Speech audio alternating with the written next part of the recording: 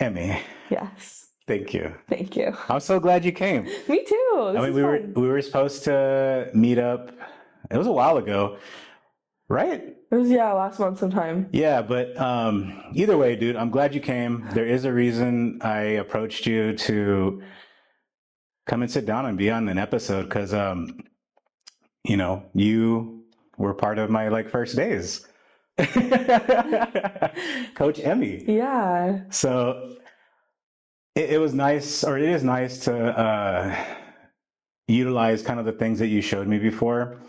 I still use stuff to this day, even though me and you don't really get to see each other that much. Aww. But it's cool though. I that's why when I saw you at the competition, I was like, I got to make sure to ask her if she would be willing to come sit down. I even asked your husband because I didn't see you when we were leaving, and he was like, yeah, I'll let her know.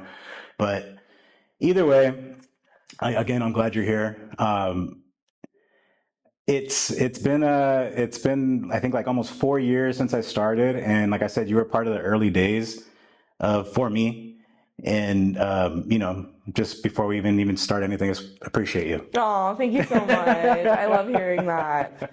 Getting to be part of people's like early journeys is so special, and I was kind of reminded about it yesterday when I was at the Who's Number One show, because I saw a lot of people who knew me as a white belt, as a blue belt, like really early on in the journey. So it's really interesting when you get to reconnect with those people, and jiu-jitsu is definitely special in the fact that like what your coaches are giving you is something very personal, and when students can genuinely like intake that information and really retain it, and then it starts showing up in their game, that's always super rewarding, and it makes coaching and being in any kind of leadership position in jiu-jitsu like worth it, in my opinion. Yeah, I think even outside of jiu-jitsu, if you can teach anybody something and you see them utilize the skill that you taught them, like it's rewarding in for whatever it is, whatever you're doing, whether it's like, banking or, whatever the case is.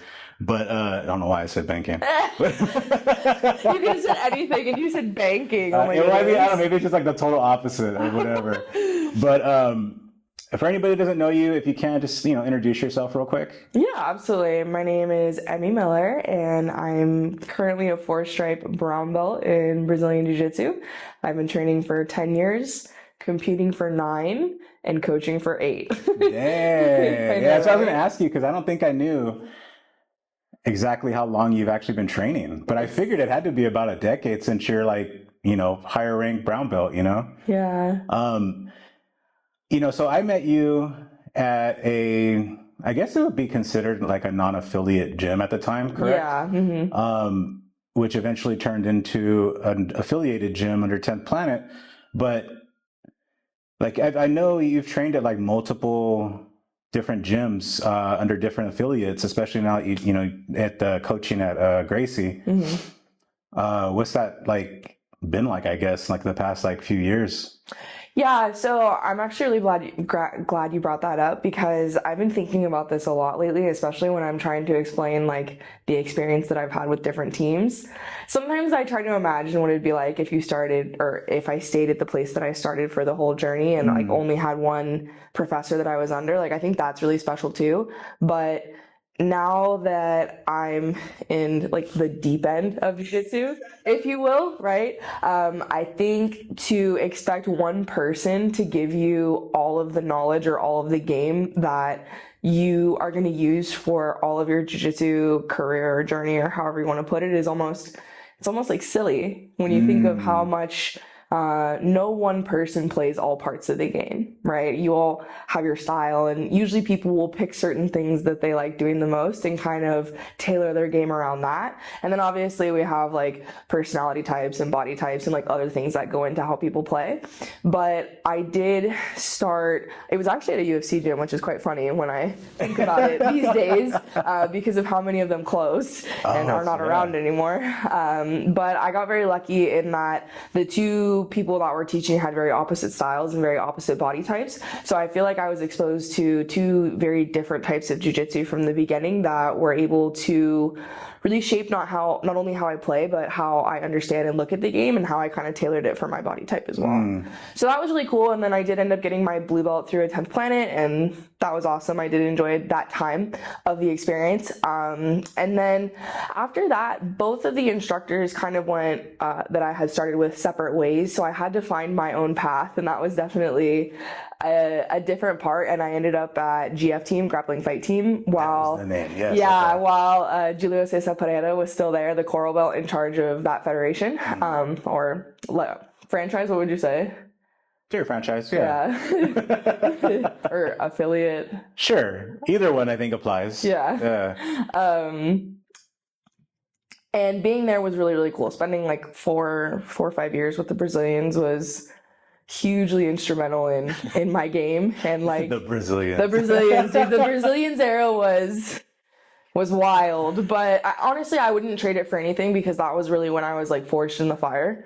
You know, at first I had Doyle, and Doyle beat the crap out of me, and that was wonderful, and it did amazing things for me. And then I went to the Brazilians, and then the Brazilians, I was trying to explain this the other day to someone. You know that scene in Kill Bill when the geisha character is talking to the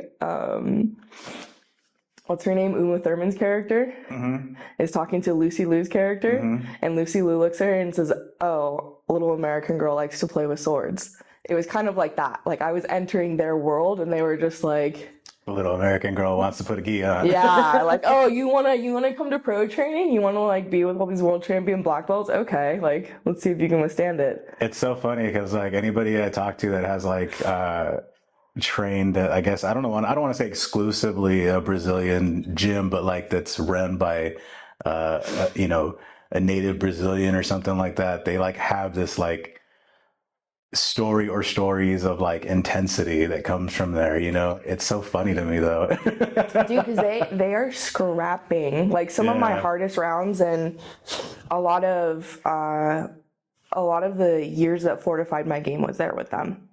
Yeah. Got you tough. Yeah. So sometimes this is another thing I've been thinking about a lot lately, now that I'm running a women's program and like running an academy. A lot of these women will never have that same experience, and that's probably a good thing. You think? I think in the long run, I do think it's probably better that they get to not get so thrown in the deep end and just see if they can swim. Why? I think it will spread jiu-jitsu on like a larger scale faster. Okay. Because a large majority of people aren't gonna put up with drowning for years on end. No, that's very true. That's very true. But like I asked why, because I think like I don't want like continuously hard ass crazy days all the time. You know what I mean? But I think you need them. Yeah. You know, the same way like you said, like that made you like tough. That made you like scrappy, like ready to go. You know, you didn't care who was in front of you. I think when it becomes I've something, seen it. when it becomes something that you're seeking out and choose to learn, that's one thing. But when it's just like thrown at you as a necessity, I think it's a little different. Okay. Yeah. And so you're saying right now then you run like an all women's program. I do. So recently this year we started a women's only class for Gracie Barra Riverside, where I am the head instructor. Shout out. I know, it's crazy, right? Owned by Professor Kendall Roosing. Nice. Professor Kendall. Yeah, and that's been a really interesting journey, trying to get this women's program up and running, and then sustaining it and trying to build it. And we've gotten to the point where, let me see, we're about 3 to 4 months in, I would say, from when the program launched. And the program has been doing really well. And we're at the point where some of the women that joined thinking they only wanted to do women's classes are now going into mixed classes. Okay. Yeah, like regular classes. Yeah, they just kind of got comfortable with the setting and everything. I guess because I can totally see how, you know, a woman new to jiu-jitsu would like maybe not want a 250-pound dude laying on top of her. Yeah. All sweaty, you know? Yeah, this sweaty, this smelly, all the touching's very distracting at first because it's just overwhelming. It's like sensory overload, you know what I mean? Someone's asking you to move your body in a way that you've never done before. Possibly then fighting a stranger in a room full of people you don't know very well. You know what I mean? So like when you really back up and think about it from like that perspective, especially women coming into like an all male room, usually that's how it was, especially when I started. It's definitely, I think a lot of women kind of quit before they even really give it a chance. Really? Yeah, like I've seen a woman come in before for the women's program for like a mixed class, beginning like first class day, and kind of get a little overwhelmed even with the way that Gracie Barra structures stuff is very like bite-sized, especially for the beginners program. So even with the structure that was tailored for a beginner, I think it was very overwhelming to her, and she kind of just like left. I dipped out. Yeah. So I think the whole experience, especially when you're coming from a woman's perspective, if you've never done any kind of grappling or martial art like this, it can be really intimidating. So having those women's programs, and especially like more women leading classes, programs, whatever, it's just kind of changing the way that the landscape of a lot of gyms and jiu-jitsu as a whole is, in my opinion. Oh yeah, for sure. I think it's, I think it's a great thing to, have classes and programs. I guess not necessarily tailored specifically for women, but I guess to show like a woman's running it. It's just for that comfort. Yeah. Because like even for guys, like guys get intimidated walking into a room, even if it is a room full of women doing jiu-jitsu. I mean, there's some women out there that are beasts. Yeah. Yeah. They will kill you. Yeah. I love that. But so you bringing up this whole thing with like the women's program and all that. I remember it was probably a couple years ago. There was an issue. I don't know if you recall it. I'm pretty sure you do. But when you did like an interview or something, or maybe it was a podcast talking about, I guess kind of like the disrespect of like a woman coach that was like at the event and the guy didn't want to shake your hand or something like that. Yeah. Do you think like in those past couple years, like there's been like a change in any way? Because before you answer, like I've noticed in the past like 2-3 years since I've been doing this, it's changed. Like things have changed dramatically. And that's only since I've been doing it. Yeah. So that's why I was like, when you said that right now. I definitely have to agree with you. I think in that instance, I was like so fed up. I was finally just like, I'm going to say something. You know what I mean? Like, fuck this. I'm so sick of you guys being boys. You know what I mean?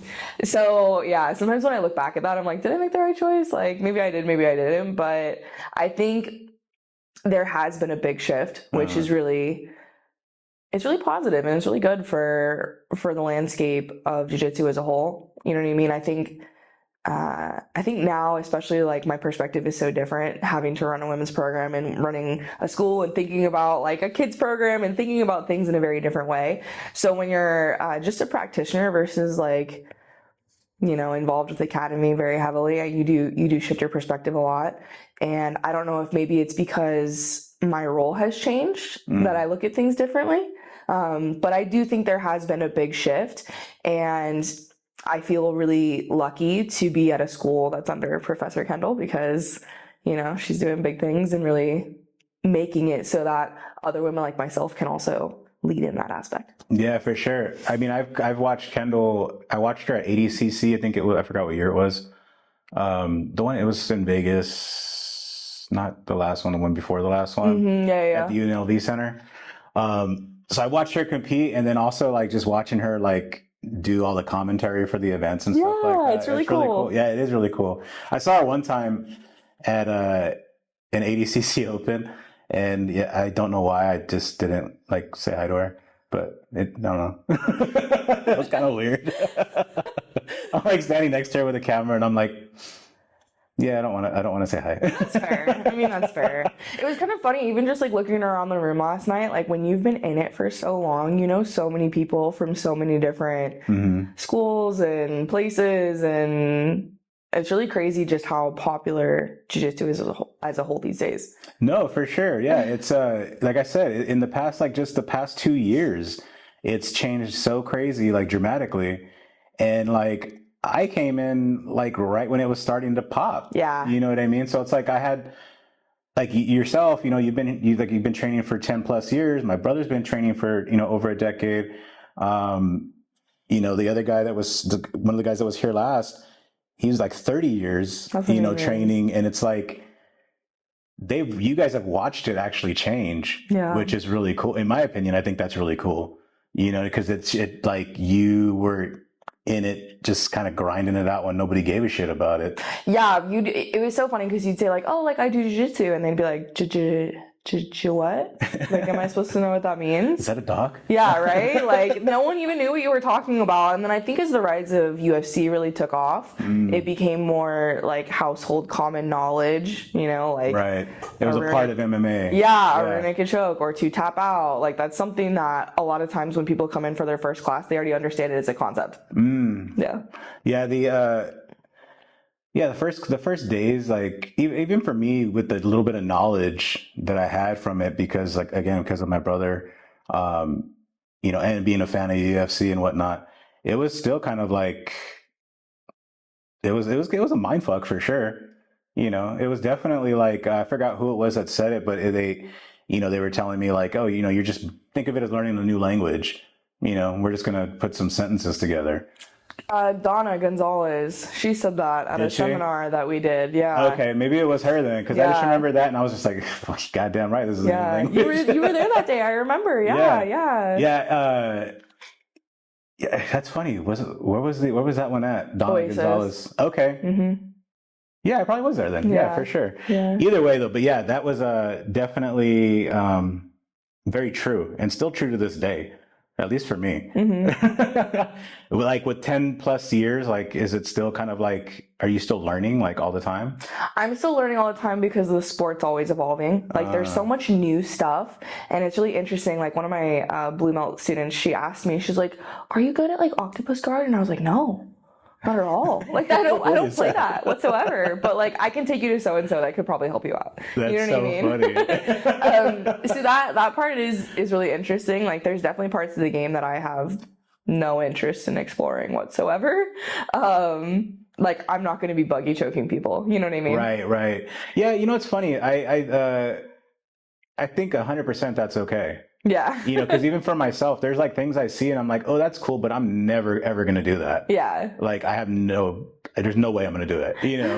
Like again, like a buggy choke. Like there's no way I'm going to buggy choke somebody. So yeah, let me really try to answer your question well. Because the game is ever expanding, I feel like there is always something to learn. But I've already figured out what style of game I like to play, and I feel like I'm more refining and sharpening stuff that I already like. I'm not really adding like completely new stuff. My game's always been kind of similar. It's just gotten better as we progressed. Yeah. And I feel like when you've been doing it for so long, even if your mind kind of forgets, your body remembers. Like I was trying to show an inversion drill the other day, and like even though my mind doesn't remember it all the way, I'm like, my body does. You just did it. Yeah. So it's really interesting how like the muscle memory comes into play, and I think the more dedicated you are in the first probably 1 to 3 years, that'll really set the foundation so that like your body can back up what your brain actually remembers.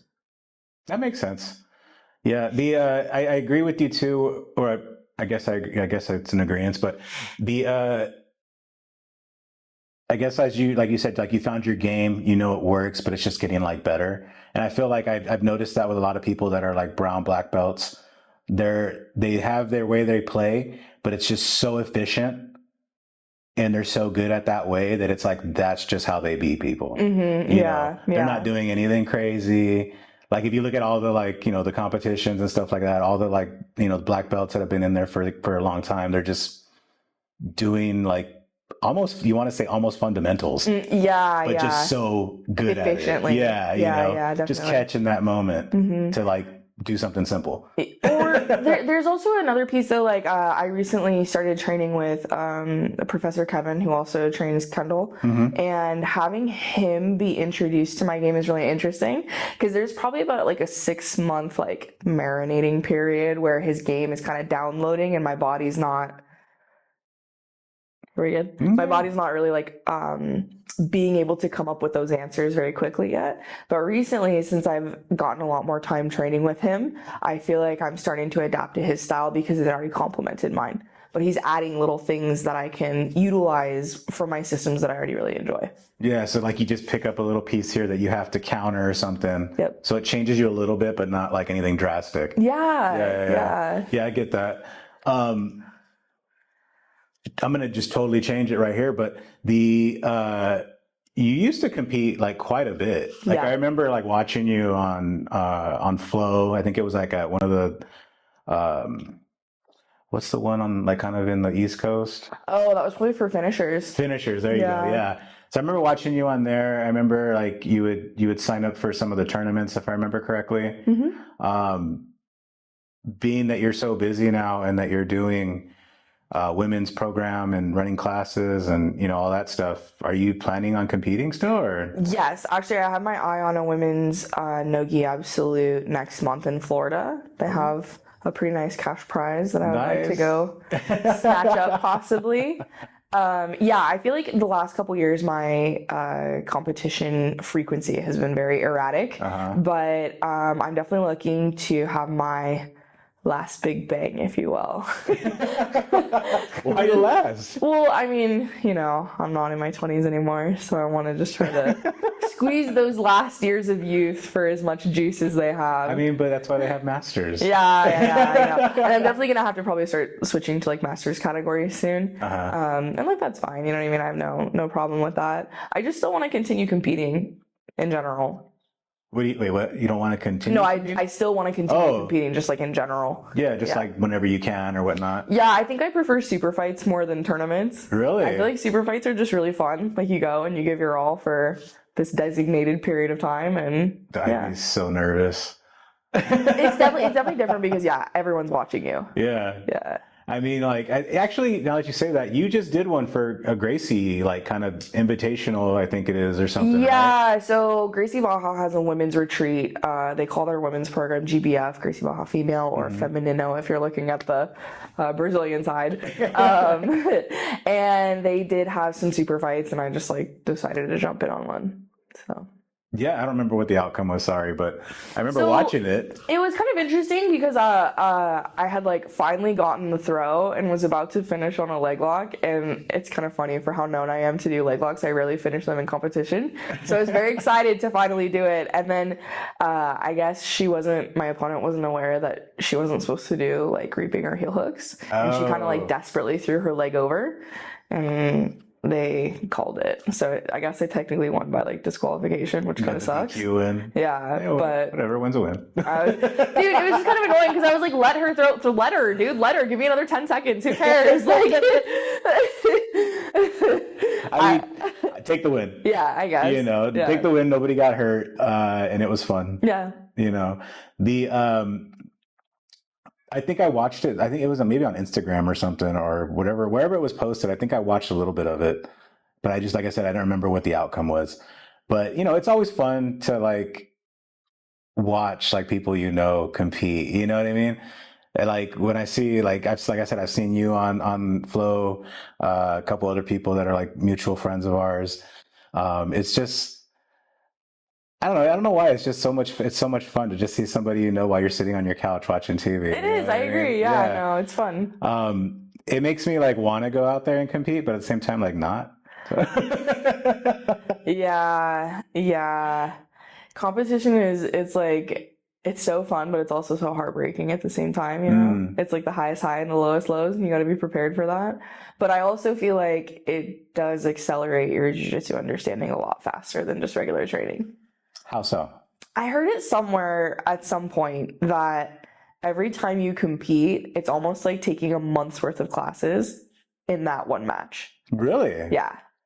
Oh, that's interesting. Is it just because like it's like so much pressure based and like you're oh my on God, the spot. you're on the spot. Yeah, everybody's it's like looking. your test. Yeah. Speaking of tests, do you guys do testing? Like clipboard testing at Gracie? Oh, okay. Yeah. For some reason, I have very little knowledge of Gracie. Like last time I had a mutual friend here who trains at Gracie, and I was just kind of like asking like stupid questions because I was just like, dude, I don't know. Like, is it a cult? Like, I mean, I could see why a lot of people say that, but like, come on, jiu-jitsu as a whole is pretty culty. it's exactly what he said. He was like, no more than any other place, you know? Yeah, and I think it really varies location by location, just like any other school. You know what I mean? Just I've showed up to a 10th planet before, and the instructor will show up, you know, stone, saying, "What do you want to learn today?" So just like a 10th planet will vary by location, so does a Gracie Barra. Yeah, no, I agree. I mean, yeah, just anywhere, really. Yeah. Yeah. But yeah, it was funny because as soon as I said that, that was pretty much his response, what you just said. And I was like, you know what, as soon as I say it, like, yeah, you're absolutely right. Yeah. You know, but I think it's just like, you just see all the like stupid memes and funny memes and stuff, and you're just like, dude, like it's so crazy, you know? You know, some of the newer students have been asking about that lately, and it's like, What, really, the memes? Yeah, you know, 'cause I do feel like Gracie Barra is a bit hated on, especially online. No, they not. Yeah, they are. Yeah, yeah. So trying to explain that is always really interesting. Yeah. How would you explain that? Man, I kind of just tell them like, I kind of just tell them that like Gracie Barra has a specific clientele that they're trying to go for. So if you're looking for like a safe place that you just want to come learn jiu-jitsu, that's like what it's essentially made for, whether you're, you know, 4 and just learning to be in a public class setting, or you're 45 and a business professional and want to like get a workout in. Right. Yeah. That's so funny. I didn't mean to put you on the spot, dude. As soon as you started talking, I was like, oh shit. Yeah, I know. I was like, how do we navigate this well? But it was kind of funny because even last night, like there was like the Gracie Barra section and then like the 10th planet section. But you know, if you look at like any like just when there was the IBJJF going on, all the schools are just sitting like they're all clicked up like it's high school. You know what I mean? Like you got all of Alliance sitting together, and you got all of Otto sitting together. It's the same thing. I mean, why wouldn't you? Why wouldn't you? I agree. Yeah, it's like, you know, these are my friends. I go hang out with them every day. They choke me. You know what I mean? Yeah. But I didn't even know that until you told me earlier that the guy that was competing was from Gracie Barra. And I mean, I missed the match, but yeah, it would have been cool. I wanted to go. Yeah, it would have been cool. I would have saw you there and saw a bunch of other people, like you said. Because that is funny, going back to what you said, that the longer you kind of been doing jiu-jitsu, like you just end up knowing like so many people. handfuls of people, you know what I mean? Yeah. Whether or not you keep in touch with them regularly is a different story, but like you point, hey, what's up? You know, everybody knows everybody. So it's pretty cool. WNO though, like any chance that could be your final big bang? Like, oh, who knows, man. Okay, maybe not WNO, maybe like Fight to Win, like sure, you know, yeah, like, I'd be open to like any federation. I mean, that say like offer. super fights, you know, those are cool. Or maybe I'll just hit up my friends at Finishers again. There you go. Oh, going back to the thing with the event with the handshake thing and you know, the women being disrespected and whatnot. I don't know why. It just like when I knew you were going to come on, like I knew like I had to like talk to you about it. Cause like, you know, I have daughters, I have 3 daughters, and like I wouldn't want like them to jump into like jujitsu or something. And then they're, you know, they get treated like shit, you know what I mean? By some people or whatever.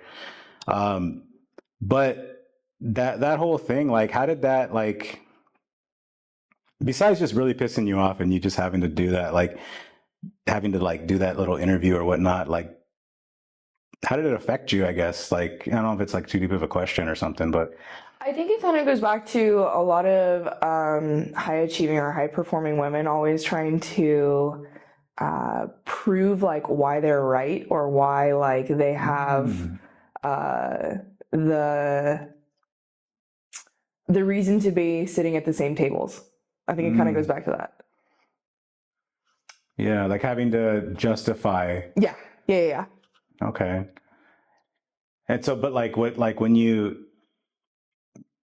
that was like going on, was it just like mind fucking you? Like, was it just kind of like? I was like frustrated for sure. And I kind of just thought like a lot of other women were talking about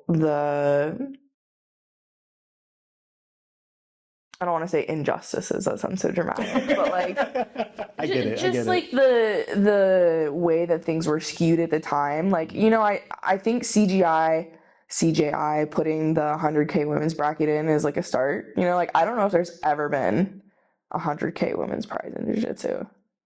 I don't think so. You know what I mean? Yeah. Like, so, and it's easy for people to be like, well, why aren't they getting $1 million too? Like, I completely agree. Like, they should, whatever. It is a smaller bracket. There's a lot of different things that go into these, like, breakdowns, especially with these live shows.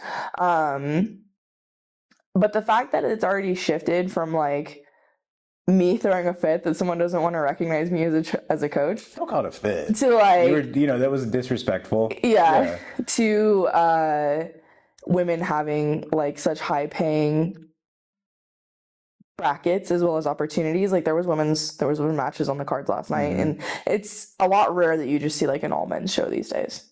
True. So I think there already has been a shift, and maybe it was from a few stubborn, high achieving and performing women throwing fits publicly.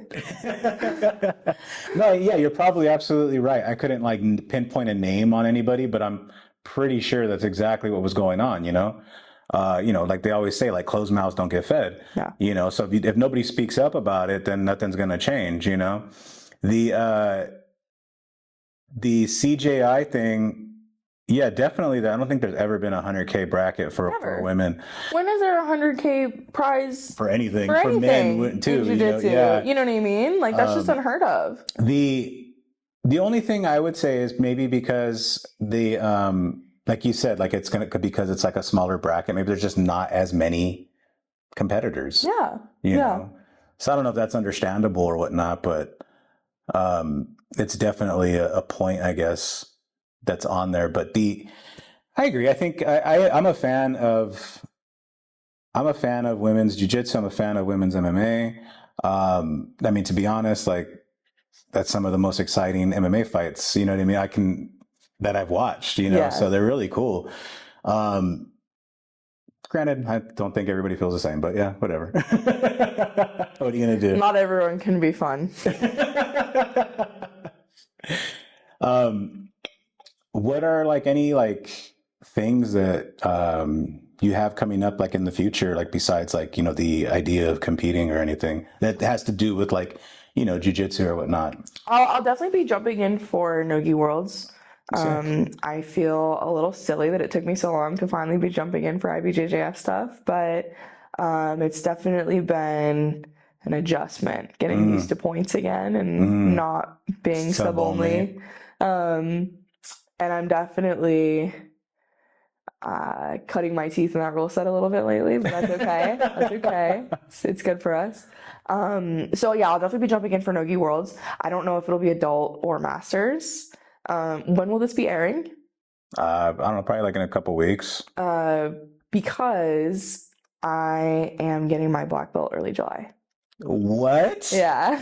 How do you know this? So they notified us because they want to be like, hey, if you want to invite your family or whatever, like no shit, we're having a big belt promotion and stuff. So yeah. Congratulations, finally, man. Yeah, that's awesome. Yeah. So holy shit. Yeah, so I was like, okay, if I'm gonna be a black belt, I think I'll like hang out in the masters division for a little bit until I get a little more acquainted. So when did you said what, early July? Yeah. So we're at the middle of June? Yeah. I could wait. If you want, or whatever. We'll wait, because that's huge. Yeah. That's so cool. Congratulations. Thank you. That's amazing. Yeah. Maybe one day I'll get a black belt. It's so stupid, but like you just keep showing up. You know what I mean? It's so stupid. That's what everybody says. Yeah, you just keep coming. And, I was trying to think, like, I was trying to anticipate like what you could possibly ask me when I was on my way driving over here, and I kept coming back to like jiu-jitsu was an anchor in my life. It kept me grounded and tethered, and coming back to improvement and like always looking to be something more. And that's not something that we all have these days, you know what I mean, with our Instagram instant gratification. I want it now, give me Uber Eats, whatever, right? Yeah. Like, so yeah, it's been... I think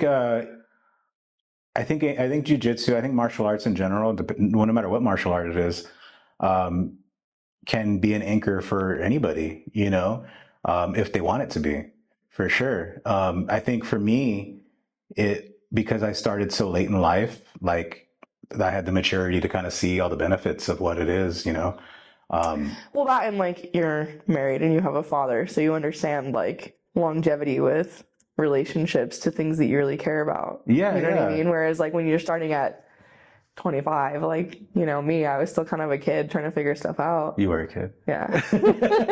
25 is a kid. Yeah. My kids are 25. But no, I mean, yeah, it's definitely something that, people should hold to their heart if they're going to take it seriously, because it can help you in so many different ways Yeah. in life. Especially if you start when you're young. Yes. It can totally I've seen it. Yeah. Change the trajectory of, young men, not yet a young woman, but as a young men that I've seen multiple that have just totally changed their life around. Yeah. Yeah. I've seen that with a lot of young men and the little girls, dude. The little girls is striking for me. Mm-hmm. They just go from being like quiet and shy and not really wanting to put themselves out there to like being aggressive and being in charge and making sure that they're speaking up. And it's just really interesting to see that big shift. I agree. Yeah. I mean, well, because number one, as we know, like it builds confidence. Yes. So when you get somebody who comes in that's really shy and doesn't want to say anything, all of a sudden they're holding court in class. Yeah. They want to be the one that's teaching everybody something. Yes. Yeah, I mean, it's funny you said you were thinking about what I was going to ask you. I don't know what I was going to ask you until you showed up. Except for the one thing about, like I said, the whole incident from a few years ago. But yeah, I don't really have anything like specific that when people come in, I'm like, ooh, I got to make sure we talk about this or that. It's just, there's so much to talk about, when it comes to like, especially with jiu-jitsu, because again, it's growing so much and so fast. So it's like, we could veer off right now and start talking about PGF for like a half hour probably, or CJI, or what, you don't like PGF? PGF, I'm calling out Mike John as the season champion right now. I know the guillotine gangster is going to take it home for sure. I love that, dude. Yeah, I called, I think the last 2 champions. Really? Yeah, I was like, right when I called it, like right when they announced the teams, I was just like, yeah, they won. That's so cool. Yeah, I felt good. I really want to go to one of those events. It looks so neat. So I was just asking somebody that's associated with them, how do we get in there? Yeah. And there's like no way to get in there. Like you have to be invited because it's a secret quote location. Exclusive.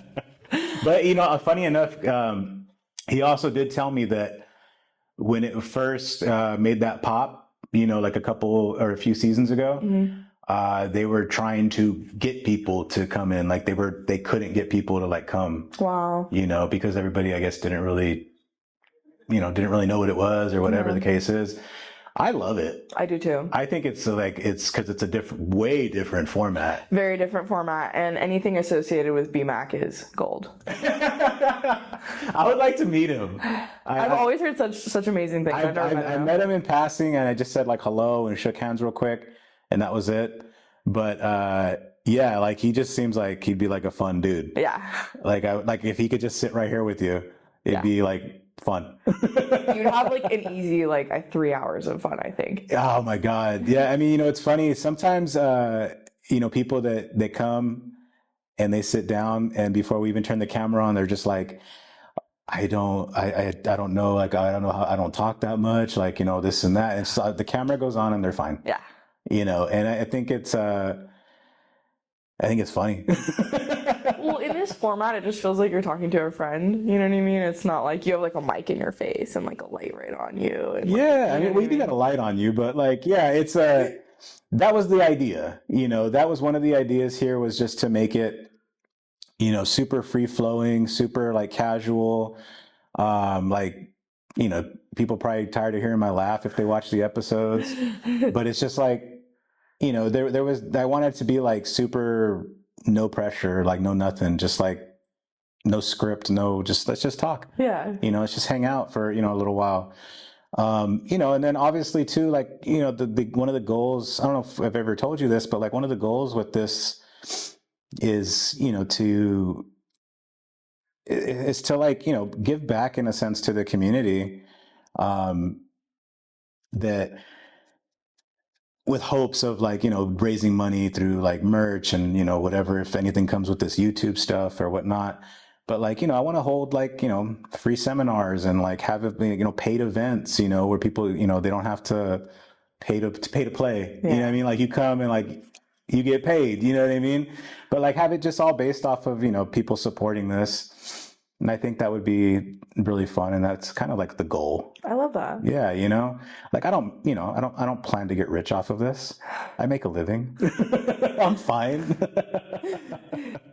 So, I mean, so when we're talking too about like, women competing and whatnot, like I've actually already thought about like having like a women's like, I don't know what you would call it, not an open, but like I guess an invitational. That'd be cool. And kind of like, have cash prize, have like, it'd be like a small bracket, but it'd be like, we'll say like 20 plus people. Nice. And just jiu-jitsu all day. That's so cool. Winner takes all. Nice. That's so cool. Yeah. I wish EBI would do like higher weights for women. I think they've only done up to like 145, which is criminal. Can't we get like, heavyweight ladies card? I mean, I'm sure they would, but again, it just like are the competitors there? Yeah. That's the thing. I think now more than ever, to be honest with you. Yeah. Well, I mean, I definitely agree with you because as we were talking about, there's more than, more and more competitor people joining every day. Yes. So with those numbers, there's bound to be a small percentage that are open to competing, but hopefully, like I said, hopefully sooner than later, we can do stuff like that. I think it'd be really fun. Definitely. And then maybe we'll do a black belt woman's, 45 and up or something. Oh. No, I feel like if I was to do like an open or something or an invitational, it would be like it'd probably be like a blue purple, thing. There's a lot of blue purples. That's a good idea. It'd be like a blue purple thing because it's like number one, like you said, there's a lot more, and I feel like you get brown and blacks in there. It's going to be a little more strategic and not as much pop. Yeah.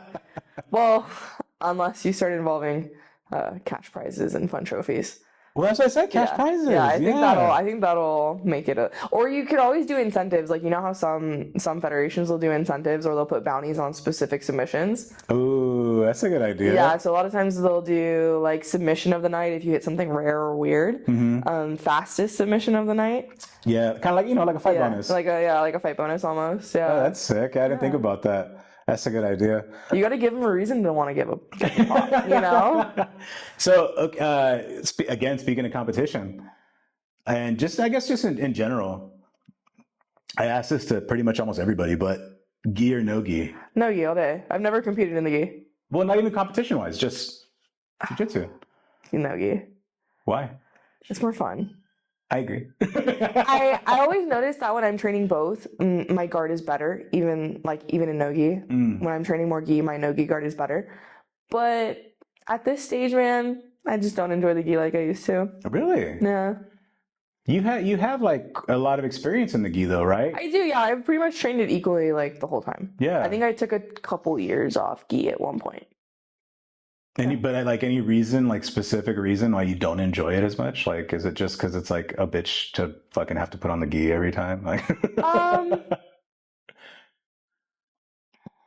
don't know. I just like no gi better. I've always liked it better. Like I have my gi stuff that I do play, right? But I just don't enjoy it as much. Yeah. I think it's always because I've been so leg lock heavy. Well, you'll be able to do them in gi soon. Yeah. Well, no, brown belt, you can do knee bars in the gi. Oh, okay. Yeah. Yeah. See, I don't know any of that rule stuff, when it comes to like the gi stuff, because it's just like, it's pretty foreign to me. Yeah. I don't want to know any of it either. Honestly. Well, I mean, because you were talking about one of the reasons I wanted to ask too, not just because I ask everybody, was because you're talking about like IBJJF. Mm-hmm. And so it was like, oh, well, if you do IBJJF, are you going to do gi or no gi or both? Always no gi. Okay. Always no gi, yeah. And then with Gracie, though, You train people in gi though. I do, yeah. I do teach gi classes. Yeah. And I've been branching more into like the eco side of stuff lately. Okay. Yeah. Eco. Eco. Break down an eco class for me. Okay, If you can, real quick. The format I've been running, it's not just eco and it's not just drilling, unless it's my own training. Like there is one session a week where we do only eco class for our own training. Okay. At Ohana, shout out Sean. A newer black belt as well. Okay. Super awesome. You should come to one of those sessions sometime. I saw the gym because you guys posted it when you were training there. It looks really nice. It's really nice. Yeah. It's big, it's clean, it's new. It's awesome. I'll go. I really enjoyed it, yeah. But for my own classes, I've been doing the format of like an ecological game. So an example, this week we did a guard game where starting from the closed guard, bottom player is looking to break the posture and hold, and then top player is just looking to stand up inside the guard. So I'm just giving them options, right? So they have a task and they have a constraint.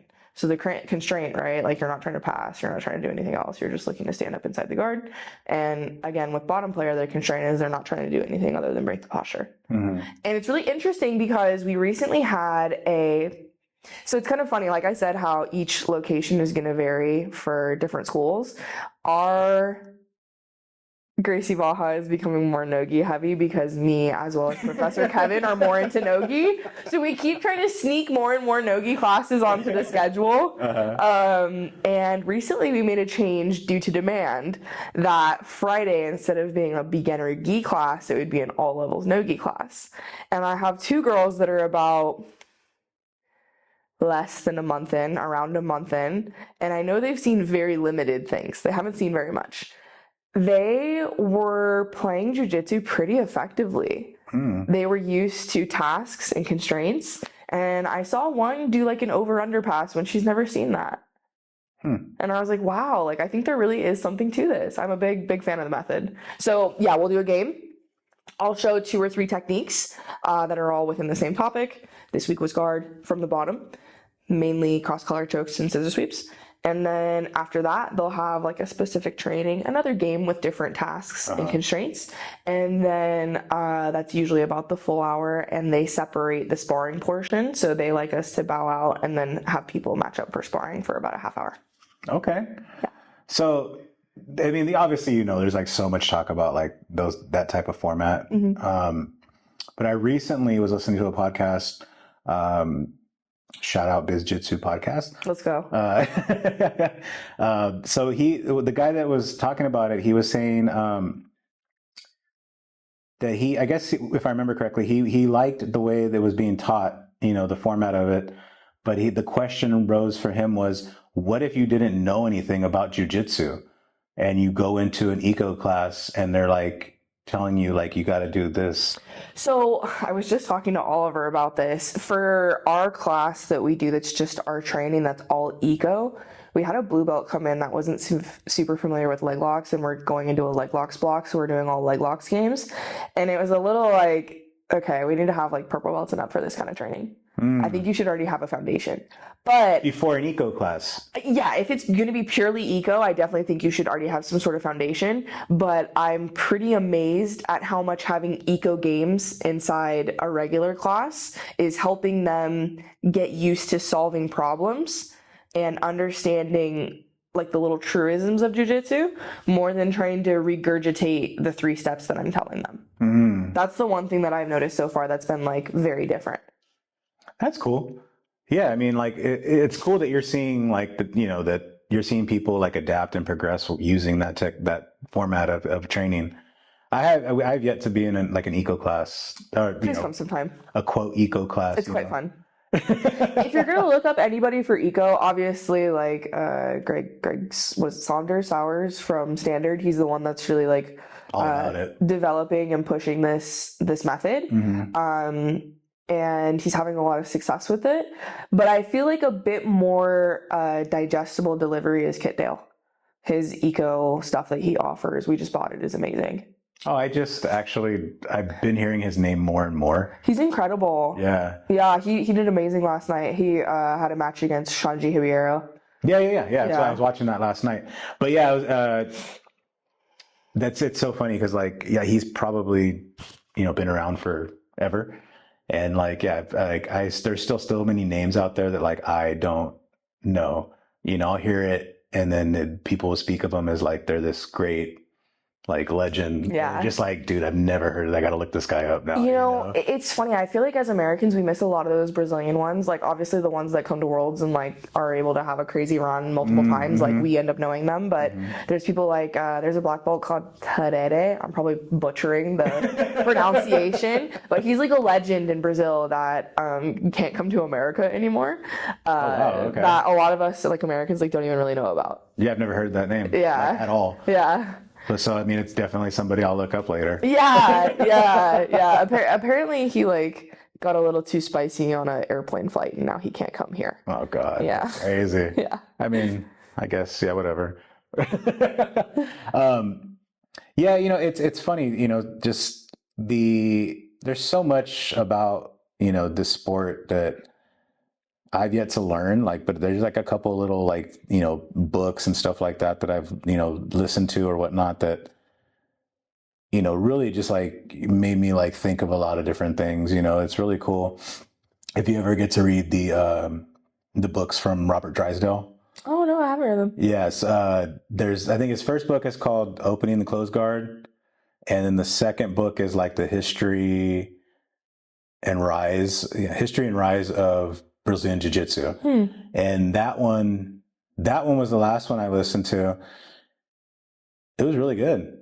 Like there was like names in there. I was like, oh, who's that? You know what I mean? I got to look it up and like talking about like just the history and the evolution of it. And you're just like, whoa, so yeah, I recommend it, Oh. But I mean, yeah, it's like, again, there's just so much that you can, dive into, it's just a matter of, wanting to take the time and the interest in it, but, for me at least,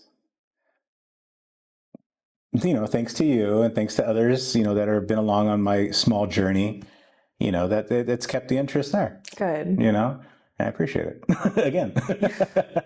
Yeah, I feel like about 4 years in, you're at the point where you're just learning how to surf all the way. Yeah, I can stand up. Yeah. I probably can't do tricks, but I can stand up on the board. Yeah. For sure. That's why I still get injured quite often. You're in like the mid section of the pool. You're at like the 5 foot mark. You know what I mean? Yeah, I agree. I think though, anybody who's kind of in my shoes, that's, mid 40s, that's interested in this stuff, like, if you don't come regularly, like it's almost becomes like a use it or lose it kind of deal. That's something that I've really tried to impress upon people, that jiu-jitsu is a diminishing skill. Yeah, for sure. Yeah. Especially the cardio portion of it. Yes. Yes. It's not like running a few miles. No. The grappling cardio is way different. Very different, I agree. Do you guys train anything specific for like any kind of cardio or any kind of like special warm-ups or? I recently got an assault bike. Okay. Yeah. What about for like the school for your program? For the competition class, Professor Kevin does have like a really gnarly like wrestling warm up that he runs that I always show up late for and miss. Conveniently, always late. Upper belt privileges. But no, we don't do, because we got actually a lot of the moms gave really negative feedback. Like, how sometimes warm-ups will be like running around in a circle and stuff like that. Well, there's moms that have had like 4 kids. They're like, dog, if you make me run, like it's not going to be good. They didn't come here to run. Yeah, and they didn't come here to run. You know what I mean? Like for some women, a big win is just being able to do jumping jacks in the warm-up. Oh, wow. Okay. You know what I mean? Well, I mean that can be anybody. Really. Yeah. Because I mean, don't get me wrong. I'm not a big fan of warm-ups. Yeah. I just like the games, man. I don't wanna do, a minute worth of speed sit-up Kimuras. That's like, oh my God, no. That's the last thing I want to do with the time that I get on the mat. You know what I mean? That's true. Yeah. I think we all want to have recess. Yeah. Yeah. And I do feel like in the eco format, I get to play. And it's kind of interesting because when I'm training for me, I don't want obviously I enjoy explaining techniques to our training partners, but like I'm not there to be a tour guide or teach that class all the way. You know what I mean? Like I'm here to run games, I'm here to have fun, but like I'm training for me right now. And that's something that I've had to be a little bit more selfish about. Because man, I'm teaching like over 25 classes a week. Like, you know, I got to make sure that I'm carving out my training time for me. How many classes do you teach a day? It depends on the day, but quite a lot. The most will be like 5 classes back to back. Hey, you know what? I laugh at that because it sounds like a lot, but you know what? If I could make, you know, martial arts like my life, and you know, and that could be like my way of living, I would do it. I feel so blessed, to be honest with you. Yeah. Like sometimes when I think about it, my mom really didn't understand the path that I was on, especially around like blue purple belt. She kept being like, dude, what are you doing with your life? Like, why are you spending so much time on this weird jujitsu thing? And I just remember thinking like, what do you mean? Like, this is my life. Like, this is so important. Right. And she was always like, but what are you going to do with it? And at the time, because I knew I couldn't get her to understand like what competition could be, I just said something along the lines of like, if someone tries to kill me, it won't work. Like, you know, like, but now I kind of get to have my ha-ha because I'm teaching jiu-jitsu full time, and like, I gave my life to jiu-jitsu for a long period of time, and now it gives me my life. Yeah, for sure. Yeah, and I think, you know, maybe that's you know, at least to what I've seen, that seems to be like a lot of people's goal, you know, that and that's a great way of putting it. Like you said, like you gave your life to jiu-jitsu and now jiu-jitsu is giving you your life. I like that. That's cool. But yeah, like, you know, like I said, like I've watched, you know, the guys, you know, grind it out. And then all of a sudden they get to just do this full time. Yeah. And it's like, it's cool to watch. It is. You know? Yeah. And yeah, like I said, I would do that if I could. Yeah. But yeah, I mean, that's kind of, I guess the path I'm on. Yeah. You know, maybe not to be a teacher, maybe not to, you know, open up an academy or something, but like to be in this realm, this world. That's another thing that I think has changed so much is you can have a jiu-jitsu business that isn't necessarily running a gym or being a high-level athlete, and that's really special too. Like, I don't know if I myself would want to open an academy here. I feel like the market's very oversaturated here. But who knows? Maybe we'd open like an all-eco school one day. Yeah. Having some sort of jiu-jitsu business though is very attractive to me. Not necessarily that I would have to be in an academy. We do have a few ideas that we're working on. Yeah. Okay. So that's cool. Cause like you just want to evolve with the life being in jiu-jitsu. So not just like, yeah, I get to teach all the time and I get paid and I get to live. Yeah. But like, you're like, yo, like let's branch off of that. Yes. Like it doesn't have to be a school, you know, that's cool. What, any, like an idea? Can you share one? If you want. Not really. Okay. I think the only one I'd be willing to share is like, I would be really interested in opening a school in Tokyo. Okay. That's right. Yeah. Dude, I totally forgot. You like love Japan. Yeah. My dad lives there. Yeah. That's awesome. What is it like training in Japan versus training in over here? Like, I know you've trained over there. You know, it's very interesting. I was speaking to a judo professor. I guess I should call him a sensei. That's like his title. Yeah. He's the shout out James at Ohana. He's like the equivalent of a coral belt, but in judo. He's the belt after black. Oh wow. Yeah, which he just got that promotion, which I think is really cool. So he'll throw anybody around. Bro, he's a gnarly round. He's super fun though. Really fun. Yeah. Really, really fun. A lot of years in the game. And it was funny because he was explaining to me a lot of like his judo friends when they go to Japan, they very much use you as like almost like a feeder. Like they want to see like what you're good at and then like how to beat it. And that's, I think, still a little bit of the mentality when Americans go, especially in martial art realms. So I only trained twice when I was in Japan. Both times were at Carpe Diem academies. The first time was the one in Hiro. It's like their flagship one. It's quite big. It's really nice. Oh my goodness. It's such a beautiful academy. That was really fun. The professor there, I want to say his name is Robert something. He's really cool. Really, really, really awesome dude. There was a lot of different ages, nationalities. It was a very mixed bag. You could tell that it was super international crowd. So it was a very different experience because that was a gi class. I was able to like go rent a gi and because I didn't want to pack one and stuff like that. Right. I want to say I was able to rent a gi and train for like $40. Oh. Yeah, very affordable. Yeah. The class was excellent. The professor would speak first in Japanese, then in English, then in Portuguese. Wow. Yeah. Dude, very incredible. Yeah. So I remember that was really like a different experience. The rounds were pretty friendly, and some of the lower belt men definitely didn't know what to expect with me. I don't think they have like many heavyweight, high ranking women. Yeah. So I did have a really funny moment where another white belt guy tried to do like that. Where you fake the ankle pick, go to the guard pull. Mm-hmm. And I did some sort of something crazy right into like a straight ankle lock. And I could tell he was like, oh shit. Like, oh, like that was different. But honestly, that experience was pretty enjoyable. And I really liked that one. I did go to a different location in Mita and I went for their no-gi class, which they call grappling hour, I guess. I don't know if no-gi is like a term there.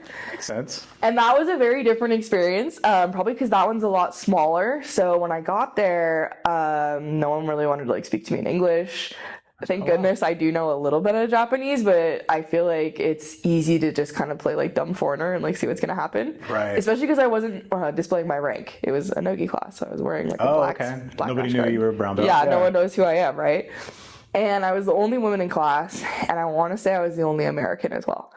And the guy who partnered up with me was probably the most confident in his English, and I'm sure he thought he was doing me a favor.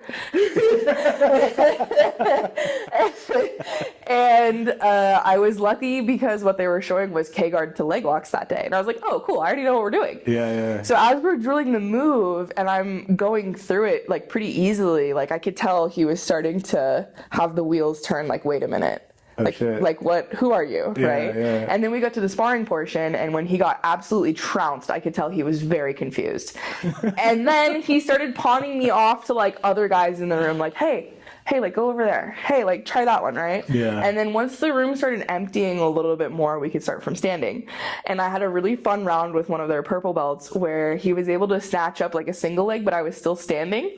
And I decided to go for a Kani Basami entry. And as I'm flying to go for this entry, I just hear across the room, oh, Gaijin dangerous. And everybody had like a good laugh. And then I want to say I like heel hooked him. And then the professor all of a sudden spoke very good English. And he's like, why are you so strong? And I was like, hilarious. Well, I'm a brown belt and I teach. And he basically announced to the room like, oh, well, she's a teacher. It's fine. Don't feel bad, guys. Yeah. That's hilarious. But that was a really fun, odd, different training experience. So would you say like that they don't train as hard? I feel like because Japanese culture as a whole is pretty polite, they're a little slower to get to scrapping. That makes sense. But like once they realized I was they can scrap down, yeah. Like they wanted to see what they could do. Oh, that's so cool. That's kind of cool. Actually. But honestly, I felt like it was like very respectful. I didn't feel like I was like in danger of being injured or anything like that. It was very fun. No, yeah, definitely. I mean, I hope you wouldn't feel like you were in danger. But yeah, the only reason I said like, do they not train as hard is just, I feel like there's, I mean, maybe I'm biased because obviously where we live, but like, I feel like we have like just better competition, like compared to a lot of like other nations and whatnot. I agree. Southern California has definitely become jiu-jitsu mecca. But Japan did just get their first IBJJF no-gi tournament that's going to be happening in November. Wow. So if I could pop over, maybe so. I think it'd be cool. Well, hopefully someone's in your bracket. I know, right? Yeah. Because they had like a gi tournament. It's called like the Asian Open that happens in like July, I want to say, or it's happening soon. Maybe it happens this month. But they're going to be adding another tournament that actually has a no-gi category, which they hadn't really done as much before. I wonder why. I wonder if it's just what, because I would assume that they predominantly are gi players over there. They are predominantly gi players, and I think there's going to be a lot of people who would be more gi purists there. But you also have to understand that they're fascinated with America, and right now America is no gi meta, so I'm sure it's starting to wash over there too. Yeah, that'd be fun. That's always a place that I've wanted to go. Yes. But chances are I probably wouldn't go. No, you can't say that. You have to keep the possibility open. No, I mean, like, I feel, yeah, I just feel like there's a few places in the world that I would like to go. Japan was one of them, but yeah, I just don't see me traveling across the world to just spend like a week. You know what I mean? Like hanging out, doing whatever. I don't know why. You should though. But the idea of it sounds amazing. It's so fun. It'll be the best week ever. I'm sure it would. And there's lots of Kit Kats over there. My God. You can lose your mind in Don Quixote. I got drunk in Shibuya and got lost in the Mega Don Quixote there. And it was awesome. No idea what you just said. There's a store in Japan called Don Quixote, and it's the best store in the entire world. They have anything you could possibly ever want or need in life. From like groceries and snacks to like cosmetics and beauty stuff to like party supplies and just whatever rice cookers. Yeah, they have like anything you could ever possibly want. And there's a really mega Don Quixotes are the extra big ones. Right. And Shibuya is a very busy city. So they have a mega one there, and that area is very big on lemon sours on tap. So you like walk around, and yeah, I very much got lost in that Don Quixote and couldn't find my way out. Dude. But no, have you been anywhere else and trained outside of the country? I think just Japan. Okay. Yeah, I mean, I've been like in multiple states, which I know you have as well. And did you feel like when you went to like back east, is it like way different over there compared to over here? You know, I think because the way people are definitely shows up in their game, it definitely is like different flavors, and East Coast people are definitely different than West Coast people. But I mean that in like a fun way. Okay. I quite enjoy it when I go there, and if you ever have a chance to go to 10th Planet Bethlehem, that is Jiu Jitsu Disneyland. Okay. Yeah, the mat space it's the biggest mat space I've ever seen. Really? And there's multiple of them. That's funny. Really high level training partners, super fun classes. Can't say enough good things. Yeah, it's really cool. Like as long as I've known you, I can't ever remember like a time we just like sat and like chatted like this. Like, you know, like we've had like conversations, but like after class or like at Oasis or whatever. But yeah, never like a long one. Yeah, it's kind of cool. Like just to like sit and chat with you. Yeah. Get to know a little bit about like, you know, what you see, you know, in the future for yourself with jiu-jitsu and like all that stuff. It's really nice. I appreciate when I get to have like people that I know here and just like actually get to sit and talk with them, because as you know, when we're in class, whether you're teaching or you're a student, like, you know, you talk and you hang out, but like it's not like a conversation, you know, like hanging out like this. So again, thank you. Of course. But if you can, I don't really ask this much of anybody, but like, if you can, like, can you like give any kind of like word to like somebody that's thinking about coming in jiu-jitsu, man or woman? You know, being that you are going to be a black belt. I know, right? You know? I think the quicker you just do it, the better. Like, okay. Just jump in and just see if it's for you. Yeah.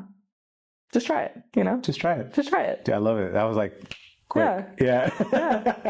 Like, do it or don't, you know what I mean? Yeah. Just try it. Because there's so many people that sit on the fence for so many years, you know, and I can't tell you how many stories there are like that, whether it's like, I was too terrified to walk in the door, or like, I watched my son for 4 years, or whatever, right? And there's a lot of people that tend to have a lot of regret in not starting sooner. So I feel like, what do you have to lose but an hour of your time to go see if this could be something that would change your life? Yeah. I like it. Yeah, that's cool. I'm even thinking about it like, yeah, that's nice. I don't know. It's super direct, but It's super what? direct. No, yeah, for sure. It's just like that's why when you said like, yeah, just try it. I was like, oh yeah, it doesn't have to be like anything like, long drawn out like thing, like a speech. Just like, dude, just try it. Yeah, just like try if it's for you, it is, and if it's not, it's not. Yeah. I like it. If you want, go ahead and like tell anybody how to follow you if they want to go to class, what your schedules are, whatever you want to say. If you want to say, Yeah, go for it. absolutely. I am on Instagram, Nogi Chun-Li. And Real quick, sorry. Love that name. I've always loved that name, Nogi Chun-Li. I just like that it rhymes. Okay, yeah. I always so- thought you were like a Street Fighter fan or something. Everybody thinks that. They always think I'm like a diehard Street Fighter fan or something. And I do love Chun-Li. I think she's bitchin'. Yeah. I was watching some sort of documentary about like how the brain works, and it was something about what rhymes you will believe is true. Like the brain just believes it. Like with the OJ case, like if the glove doesn't fit, you must have quit. Yeah. There's like these weird like things with the brain where you can trick it into believing certain things. And before that, I was lit jitsu. So stupid. Definitely dated. So I was looking for a new name, and yeah, Nogi Chun-Li ended up being the gig. That one's a better one, trust me. IG Nogi Chun-Li. Yeah. Sometimes I post a lot. Sometimes I don't post at all, but there's some techniques up on there. I teach at Gracie Barra Riverside, and I would love for any women in the Southern California area to come try our women's class 9 a.m. on Saturdays. And then we also have an advanced gi class at 7 on Wednesdays that has developed really well. I'm super proud of that group of people. Nice. And usually if there's someone who has experience, that's the class that I'll invite them to. Okay. Cool. Well, again, I've said it like 3 times. I appreciate you coming out here. I appreciate you sitting down and chatting with me. I love the fact that someone I know is here hanging out and just chilling. But we'll do it again. Cool. Hopefully after you get your black belt. And then you do an all-women tournament. And then we do an all-women tournament. Let's go. Dude, I'm not kidding. Dude, honestly, anything I can do to help, please tell me. No, I'm dead serious. The ideas, I have way too many ideas and not enough money and time. I feel like we all feel like that lately. Yeah. I completely agree. That's how I feel too. But either way, we will definitely obviously stay in touch, and if you can help me out with something, I will definitely use your help. Cool. Because I'm trying to do things. Good. But again, thank you. I appreciate you. Peace. Dude, thank you for having me. Yeah.